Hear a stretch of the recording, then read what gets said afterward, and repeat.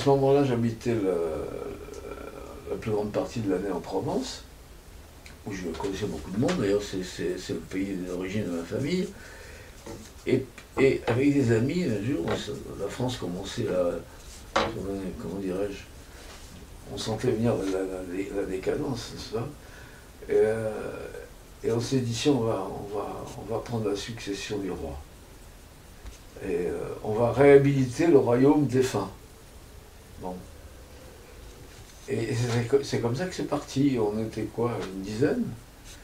Et il se trouve que ça de bouche à oreille et puis le fait que j'avais déjà à l'époque, pas autant que maintenant, une relative notoriété, ça a fait boule de neige. Voilà. D'autant plus qu'à ce moment-là, j'avais sur ma grande maison de Provence, arboré le pavillon Patagon à la muraille. C'est une grande maison fortifiée, tout ça magnifique. Bon. Et ça a pris beaucoup d'importance. Voilà. Je peux le dire, moi, je ne me gêne pas. Pour ma part, en tout cas, je suis assez déçu quelquefois d'être français. Autrefois, ça n'était pas comme ça. Et le matin, par exemple, en écoutant les infos, en me faisant la toilette, là, et tout, quand il y a des infos qui sont déplaisantes pour le pays qui est le mien, je me dis, après tout, je m'en fous, c'est pas mon pays. Voyez-vous? Vous savez qu'il n'y a plus de conquête maintenant. C'est fini, on ne conquiert plus des secteurs commerciaux, ce qui est une triste chose quand même. La conquête n'est plus commerciale actuellement, elle n'est plus territoriale, ni je ne peux pas idéologique, mais quelque chose comme ça, si vous voulez. Or, il se trouve qu'avec la Patagonie, chacun peut conquérir quelque chose.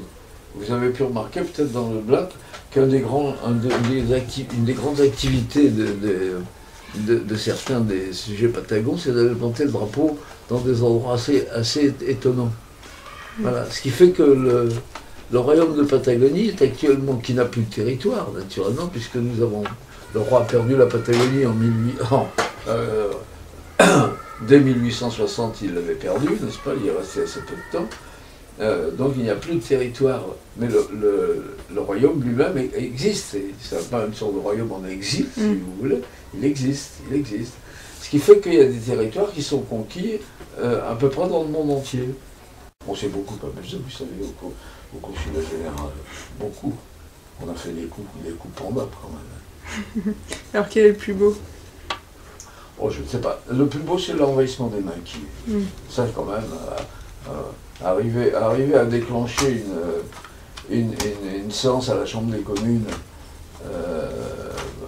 après avoir envahi les Minquiers, alors que personne dans les Anglais ne comprenait rien du tout, mais Thatcher était furieuse, enfin ça a fait la presse déclencher, toute la presse britannique, quand même, ça c'était un coup fumant.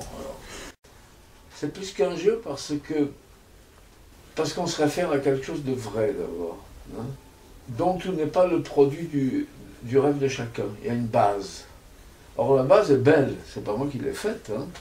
C'est quand même ce Touna, était assez émouvant de partir comme ça tout seul pour se construire un royaume, sans moyens, sans rien du tout, connaissant pas le pays, enfin avec un culot monstre et une inconscience totale. Et en fait il a réussi mais peu de temps. Et il a laissé des traces. Et ça sert, si vous voulez, ça a servi au départ un peu de patrie de rechange.